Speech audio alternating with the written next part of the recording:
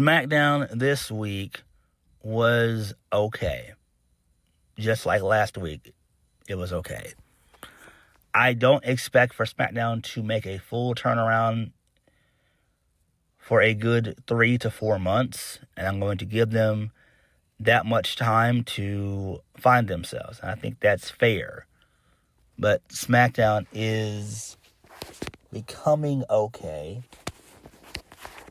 and that's a good thing. So I am going to give them grace. I am going to give them time to get themselves together. So, again, SmackDown for the past 2 weeks, last week and this week, were okay episodes. Not in their entirety, but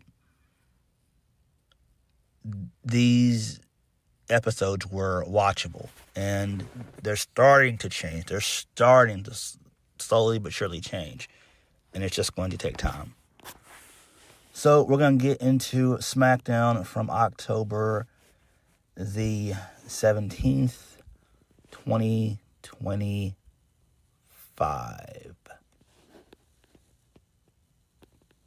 So we kicked the show off with Nick Aldis. He was in the middle of the ring. He welcomes everybody to the show. He says there's a match tonight between Jacob Fatu and Drew McIntyre. And then Nick Aldis says that match is going to be a number one contenders match. And then Cody Rhodes shows up.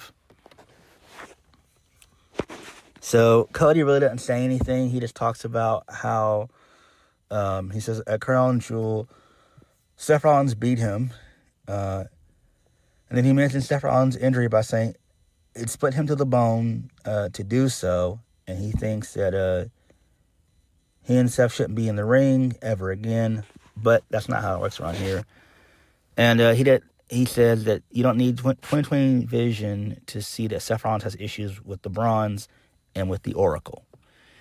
He says that Seth needs to handle his business and he needs to handle SmackDown business. That being Cody Rhodes.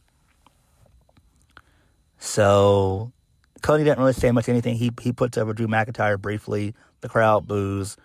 And he does the same thing with Jacob Fatu and the crowd cheers. So there is that short and sweet promo. That's fine. Didn't last long. Makes perfect sense. This is all building towards Saturday night's main event in 2 weeks, which is okay. I would imagine maybe they do Cody and Drew there, maybe like some type of stipulation match, maybe a last man standing match. You know, we just saw that between Aleister Black and Damian Priest. An I Quit match, maybe a steel cage match, something of that sort to kind of, I guess, up the ante in their feud, I guess. But we'll have to wait and see how things play out there. Moving on. So we have a segment involving Solo Sikoa and the MFTs. So Ray Phoenix is taking pictures with a WWE cameraman. So they stop a WWE cameraman from taking pictures of Ray Phoenix. So Solo tells the cameraman to take pictures of them. Ray Phoenix says that he's not done. Ray and Solo, they have some words. They get into it. They get face to face.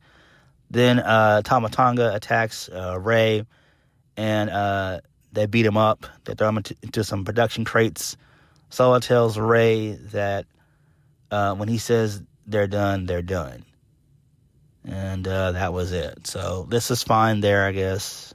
It is what it is. Who gives a damn, really, at the end of the day. Solo Sikoa, he is not my cup of tea. He's okay. I kind of do think that he should still be in NXT. I feel that Solo should have been in NXT for at least a good 2 years. Solo really should not have been brought up until, I would say, arguably this year. And I think that would have been a lot better. But that's just me thinking out loud, especially since all that's occurred over the past 2 years. He's been on the main roster. But, you know, it is what it is. But I just think that He should have stuck in NXT for at least 1.5 to 2 years. At least that long. At least. Whatever, though. It don't really matter at the end of the damn day. So, whatever. It just don't matter. It just don't. Moving on. This leads us into the first match of the night. Alexa Bliss and Charlotte Flair. They retain the women's tag team championships against Sol Ruca and Zarya. So, this match was okay. Towards the end of the match, Sol Ruca hit the Soul Snatcher on Charlotte Flair for a 2 count. The crowd did pop they did pop when she hit the Soul Snatcher. Got a really good reaction from the crowd. So Alexa Bliss broke that up, and then Zarya and Alexa Bliss, they fought outside for a while, for a small bit. Zarya got the upper hand via her strength and power. And then Mariah May was out there in the crowd. She was in the front row. She had some words with Sol Ruca, and this allows for Sol Ruca to be distracted. Charlotte Flair hits a chop block, and then she locks in the figure 8, and Sol Ruca taps. So that's fine. This makes perfect sense. This is still continuing the Mariah May and Sol Ruca feud. So I do like that. Really good stuff there. That's fine. Good shit there. Moving on. This leads us into Cody Rhodes and Jacob Fatu. So Cody Rhodes is backstage. He's stopped by Jacob Fatu. Both guys come face to face. Jacob Fatu welcomes Cody Rhodes to the Bay Area, San Jose. Jacob Fatu says when he's finished dog walking Drew McIntyre from San Jose to Oakland to San Francisco and even the Bay Area, he'll show Cody the real him. And Cody will know that Jacob Fatu was all gas and no break. Okay, that's cool. Good stuff there. I do like that. That's interesting. I feel that we should hold off from Cody and Jacob Fatu until next year.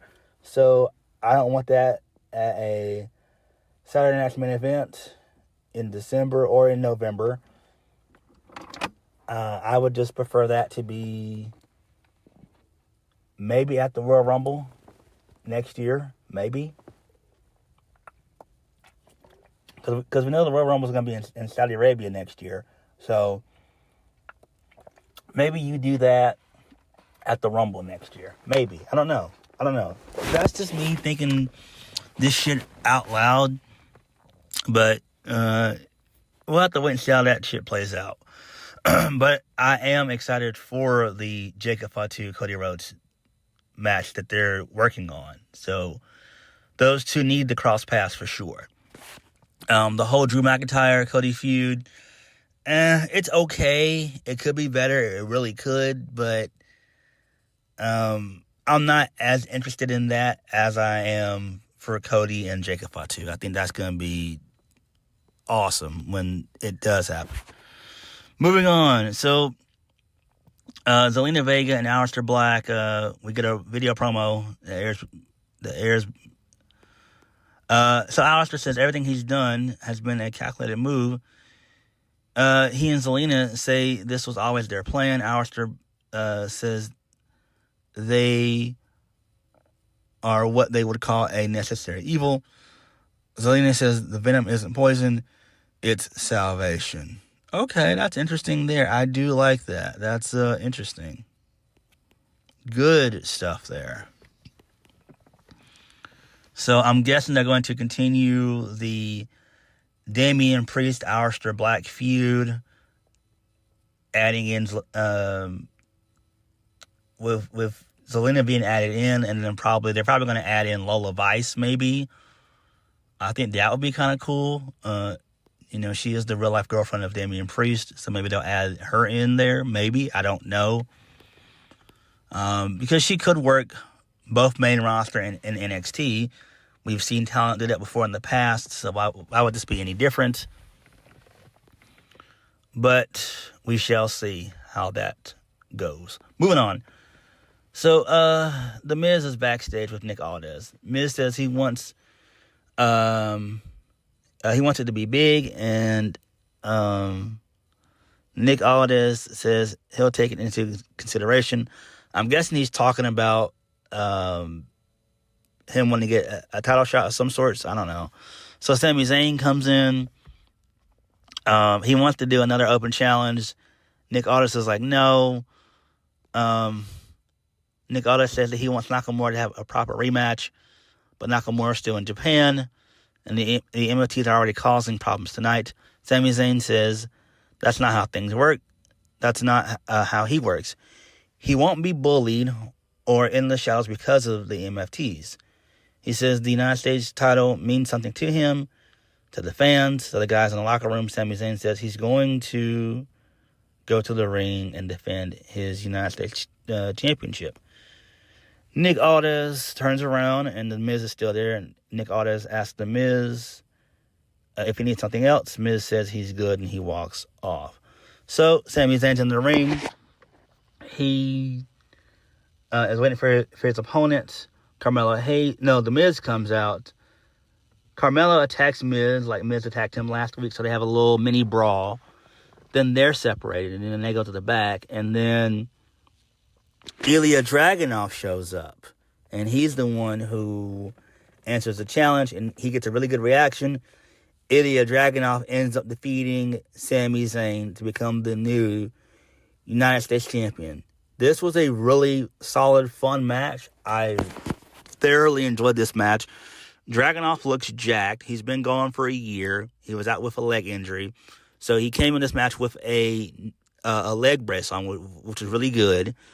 And, you know, he's been in the gym, which is fucking awesome. So he's been in the gym, lifting weights, getting strong. He looks really, really good.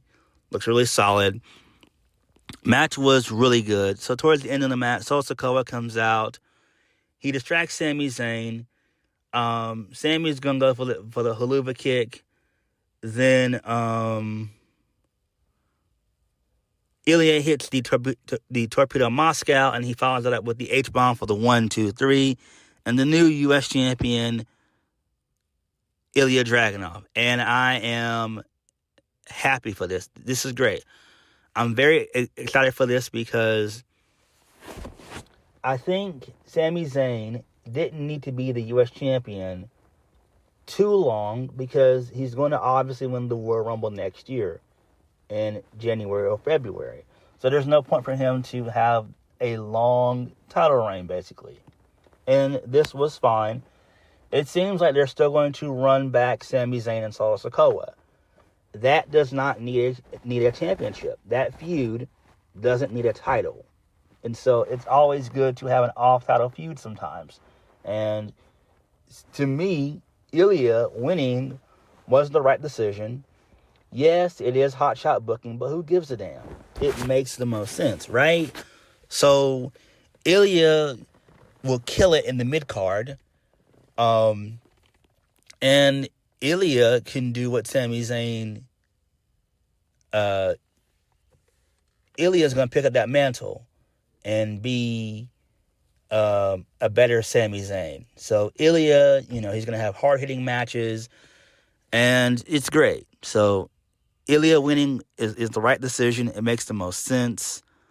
And then the MFTs, they show up, they attack both guys, beat them up. So we could be seeing maybe a triple threat, possibly a fatal four-way for the U.S. Championship, probably at either Saturday Night's Main Event or maybe at Survivor Series. But you could go ahead and do the multi-man match at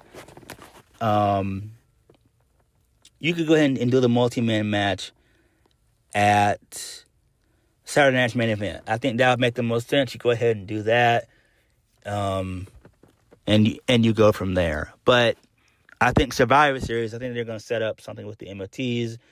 They're going to be doing something with the Wyatt Sicks. That's kind of what it seems like they're going to do. So Rey Fenix, he shows up. He gets beaten up again. So Solo gets on the mic. He asks the fans if they forgot. Solo says the MOTs run SmackDown. They're going to get everything his family lost.